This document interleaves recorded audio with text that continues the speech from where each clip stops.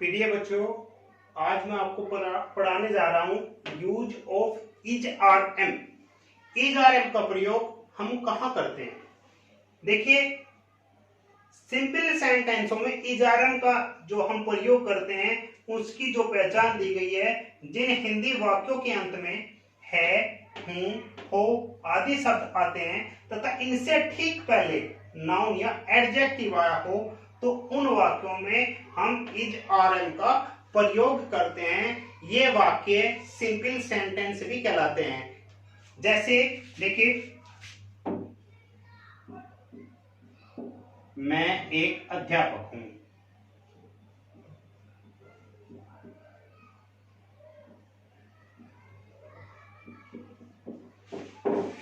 मैं एक अध्यापक हूं, इस वाक्य में हूं से पहले अध्यापक शब्द आया है। अध्यापक शब्द में इस शब्द की सब्जेक्ट की विशेषता बता रहा है कि मैं एक अध्यापक हूं। तो इनसे ठीक पहले यदि नाउन या एडजेक्टिव आया हो तो उन वाक्यों में हम इज आर एम का प्रयोग करते हैं। ये वाक्य सिंपल सेंटेंस भी कहलाते हैं। सिंपल सेंटेंस वे वाक्य भी होते हैं जिन वाक्यों में क्रिया वर्ब का प्रयोग नहीं होता है, तो उन वाक्यों को हम सिंपल सेंटेंस भी कहते हैं। इसके रूल, इंग्लिश ट्रांसलेट के रूल क्या होते हैं? देखिए, सबसे पहले अफर्मेटिव।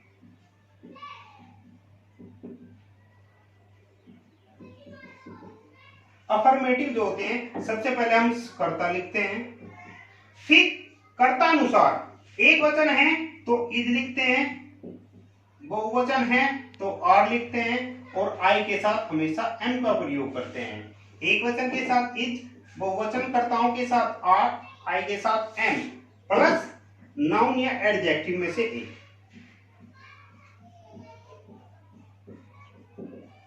और फुल स्टॉप। जिस प्रकार ये सेंटेंस दिया अफर्मेटिव सेंटेंस, मैं एक अध्यापक हूं, इसके ट्रांसलेट इंग्लिश में कैसे करेंगे? जैसे कि आई के साथ एम का हम प्रयोग करते हैं, आई एम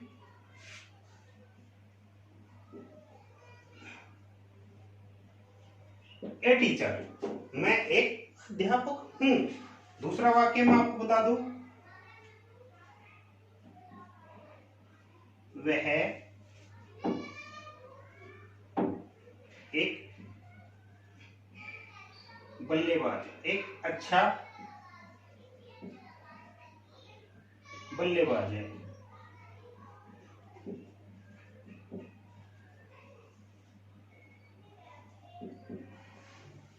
ही एक वचन है, एक वचन कर्ताओं के साथ is, he is a good batsman.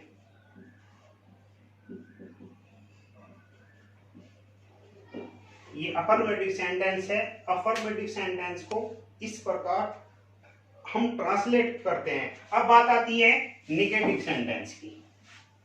Negative sentence number 2, negative sentence.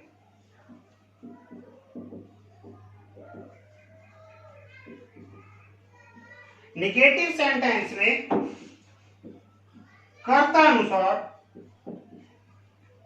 Is are M के बाद हम नोट का प्रयोग करते हैं।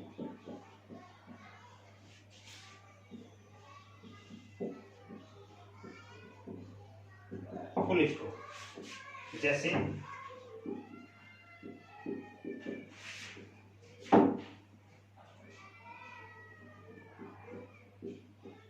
माता जी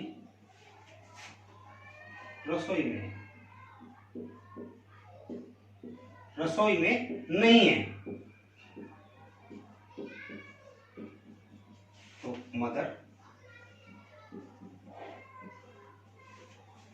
एक वचन सिंगुलर नंबर है तो इज नॉट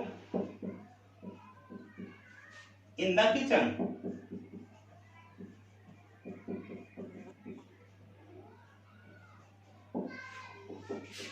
तो इन वाक्यों में एक वचन के साथ इज नोट, बहुवचन के साथ आर नोट और आई के साथ एम नोट का प्रयोग करते हैं। दूसरा सेंटेंस,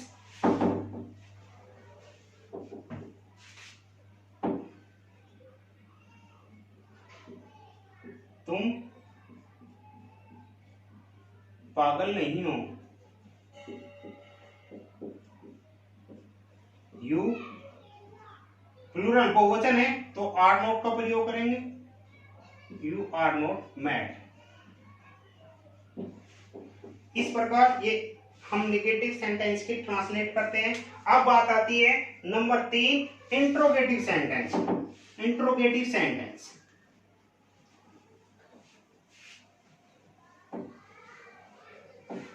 देखिए, इंट्रोगेटिव सेंटेंस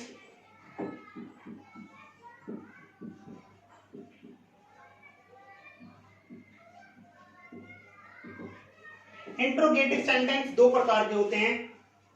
फर्स्ट, जिनमें क्या शब्द शुरू में आता हो। इंट्रोगेटिव सेंटेंस में जो हेल्पिंग वर्ब होती है वो हमेशा कर्ता के पहले आती है, जस्ट पहले आती है। तो इज आर में से एक प्लस कर्ता, यदि नोट आया हो तो कर्ता के तुरंत बाद लिखेंगे, वरना इसको छोड़ देंगे। फिर नाउन या एडजेक्टिव, और लास्ट में क्वेश्चन मार्क लगाना न भूले। क्वेश्चन मार्क अवश्य लगाए इंट्रोगेटिव सेंटेंस में। जैसे एग्जाम्पल, क्या घोड़े सड़क पर है?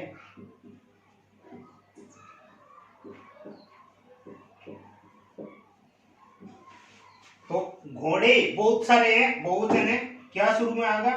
तो इज आर में से बहुवचन के अनुसार आर को सबसे पहले लिखते हैं। एक वचन सिंगुलर नंबर के लिए इज शुरू में लगाते हैं और आई के साथ एम शुरू में लगाते हैं। Are the horses, are the horses on the road.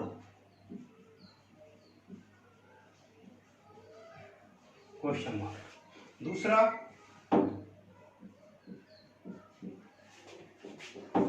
क्या पिताजी घर में हैं?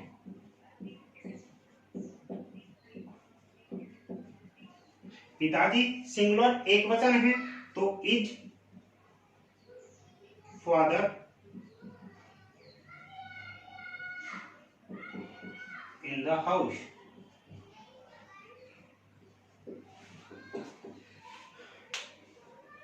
इंट्रोगेटिव सेंटेंस में हमेशा हेल्पिंग वर्ब जो होती है वो कर्ता के पहले लिखी जाती है। Second type interrogative sentence, second type वे वाक्य होते हैं जिन वाक्यों में पर्सनवाचक शब्द वाक्य के बीच में दिया गया है, अर्थात कौन, कहां, कब, किसने, कैसे ये वाक्य के बीच में दिए गए हैं, तो उन वाक्यों को इंट्रोगेटिव सेकंड टाइप बोलते हैं। तो उसमें इंट्रोगेटिव जो होता है उसमें सबसे पहले इंट्रोगेटिव वर्ड को हम सबसे शुरू में लिखते हैं। जैसे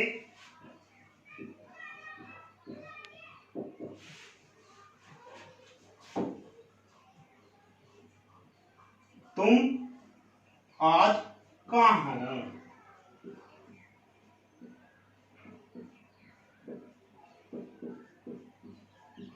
तो वाक्य में कहां शब्द बीच में दिया गया है तो सबसे पहले इस शब्द की अंग्रेजी लिखेंगे वेयर। बहुवचन है तो are, were are you today.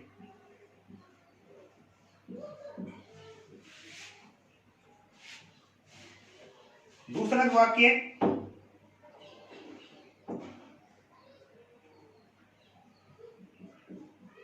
आम मीठे क्यों है? तो वाई आम मीठे क्यों हैं बहुवचन है, वही are the mangoes. Why are the mangoes sweets.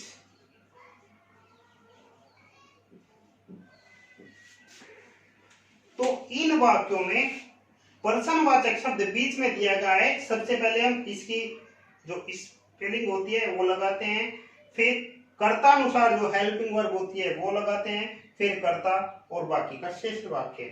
आप इन नियमों को समझकर अपनी जो बुक्स हैं, जो एक्सरसाइज दी गई है उसमें से आप उन एक्सरसाइज को ट्रांसलेट कीजिए, उनकी स्पेलिंग यदि आपको नहीं पता है तो मेरे व्हाट्सएप नंबर पर आप फोन कर या मैसेज भेजकर आप मुझसे पूछ सकते हैं यदि आपको कोई भी परेशानी हो। आप अपनी जो बुक्स में दी गई है उस एक्सरसाइज को कंप्लीटली रेगुलर तरीके से आप पढ़ाई कीजिए। ओके।